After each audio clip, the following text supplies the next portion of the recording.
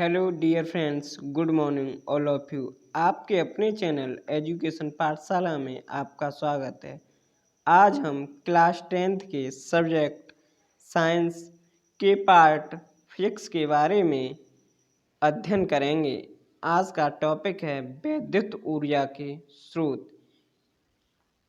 पहला पॉइंट, सौर ऊर्जा अर्थात सूर्य की ऊर्जा।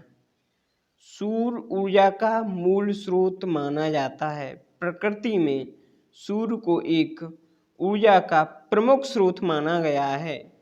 सौर सेल अथवा सौर बैटरी सौर ऊर्जा को विद्युत ऊर्जा में बदलती हैं।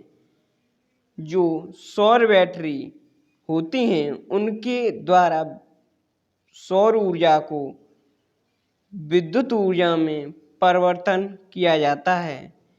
कृत्रिम उपग्रह जो हमारी पृथ्वी के चारों ओर चक्कर लगा रहे हैं वह कृत्रिम उपग्रह के रूप में जाने जाते हैं। और अंतरिक्ष में जो यान चक्कर लगा रहे हैं वो अंतरिक्ष यानों के रूप में जाने जाते हैं।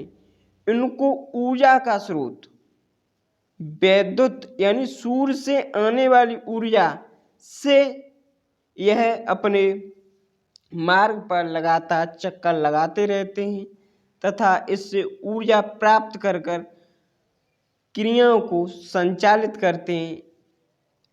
इस प्रकार सौर ऊर्जा का प्रमुख उपयोग इस प्रकार किया जाता है जिससे आजकल विभिन्न संसाधनों तथा विभिन्न प्रकार के उद्योगों में सौर ऊर्जा का प्रयोग किया जा रहा है। यह निम्नवत है। अब हम जल ऊर्जा के बारे में देखेंगे। जल ऊर्जा का प्राकृतिक स्रोत है। जल प्रकृति से मिलता है इसलिए यह एक प्राकृतिक स्रोत के रूप में जाना जाता है। बांध बनाकर ऊंचाई पर रोके जल में स्थित ऊर्जा होती है।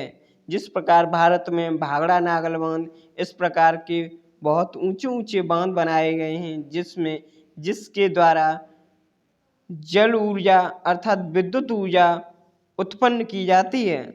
नदियों में बहते जल में गतिज ऊर्जा होती है। बड़े बड़े बांध बनाकर वर्षा के जल तथा नदियों को जल को रोककर तथा उसे टरबाइन, यह एक युक्ति होती है जिस पर जल को डालकर टरबाइन घूमते हैं। घूमने के पश्चात उनसे यांत्रिक ऊर्जा उत्पन्न होती है। यांत्रिक ऊर्जा को विद्युत ऊर्जा में परिवर्तित कर लिया जाता है।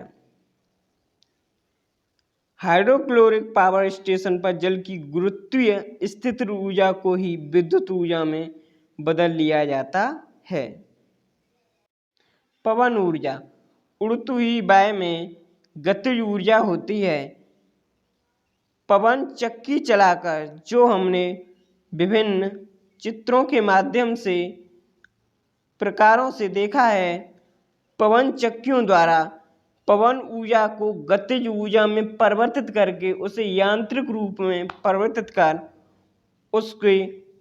उस ऊर्जा को विद्युत ऊर्जा में परिवर्तित कर लिया जाता है। इससे विभिन्न प्रकार के उपकरणों में प्रयोग किया जाता है। नाभिकीय ऊर्जा। नाभिकीय ऊर्जा दो प्रकार की होती है, नाभिकीय विखंडन, नाभिकीय संलयन। अर्थात जब दो आपस में नाभिक मिलते हैं तो इस प्रकार उत्पन्न हुई ऊर्जा नाभिकीय संलयन तथा जब दो नाभिक दूर होते हैं उनसे मुक्त हुई ऊर्जा नाभिकीय विखंडन के रूप में जानी जाती है। अब हम नाभिकीय ऊर्जा के बारे में देखेंगे। यूरेनियम अर्थात यह पिचब्लेंड का अयस्क होता है जिससे यूरेनियम निकाला जाता है। जब यूरेनियम पर न्यूट्रॉन की बमबारी की जाती है तो यूरेनियम के विखंडन से अपार ऊर्जा मुक्त होती है। इस प्रकार अभिक्रिया पर आधारित प्लांट लगाए जाते हैं जिससे हमें ऊर्जा प्राप्त होती है, जिन्हें रिएक्टर कहा जाता है।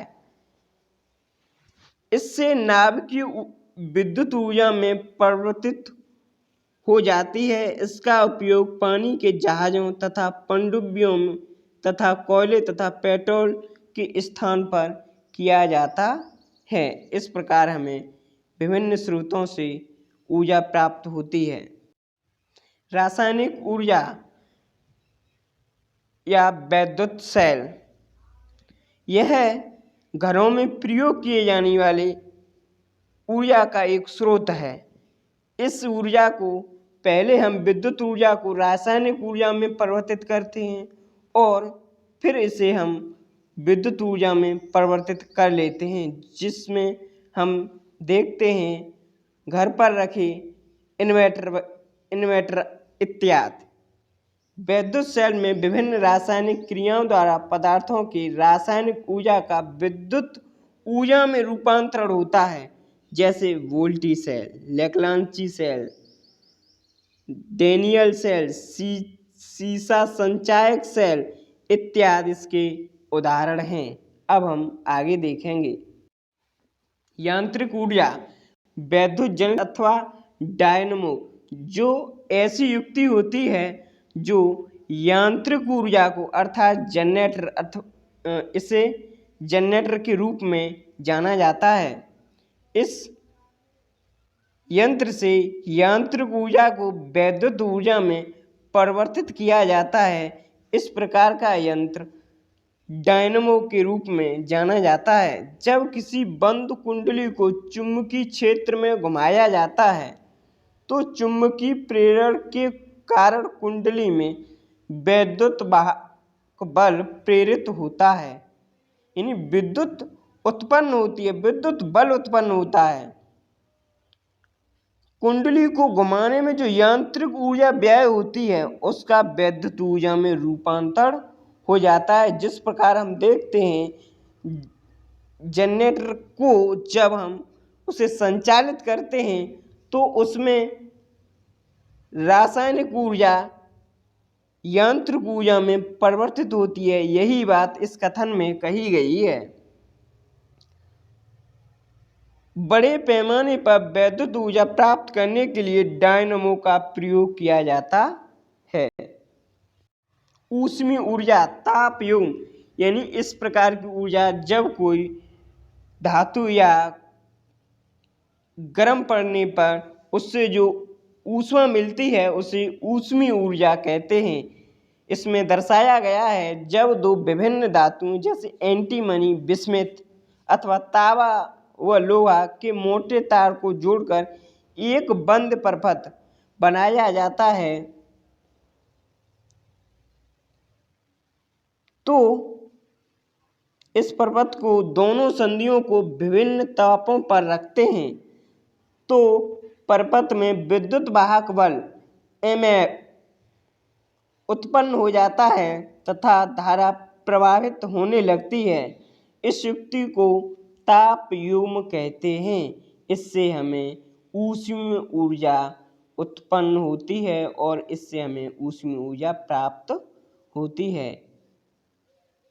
प्रकाश विद्युत सेल, कुछ पदार्थ जैसे सीजियम, पोटेशियम, जस्ता इत्यादि ऐसे हैं जब इस पर पराबैंगनी प्रकाश डाला जाता है तो इनके पृष्ठ से इलेक्ट्रॉन उत्सर्जित होते हैं और इस प्रकार प्रकाश ऊर्जा सीधे विद्युत ऊर्जा में रूपांतरित हो जाती है। इस युक्ति को प्रकाश विद्युत सेल कहते हैं।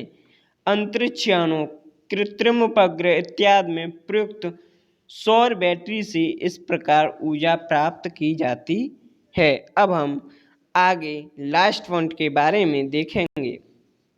पीजो विद्युत सेल, यह एक आधुनिक प्रणाली है। कुछ क्रिस्टल जब क्वार्ट्ज, सिलिका, रोसल साल्ट, टूरमैलीन त्याग ऐसे हैं जब दो फलकों पर एक दिशा में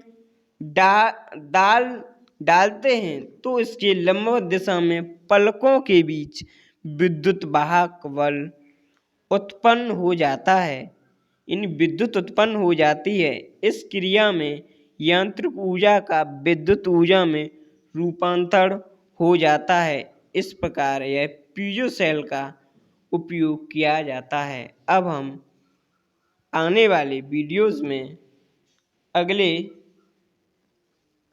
टॉपिक के बारे में बताएंगे। यह आपके क्लास 10वीं के लिए बहुत ही उपयोगी टॉपिक है। इससे विभिन्न परीक्षाओं में पूछे गए प्रश्नों के बारे में हम श्रृंखलाबद्ध आगे इसी प्रकार आप टॉपिकों को आगे बढ़ाते रहेंगे। Thank you.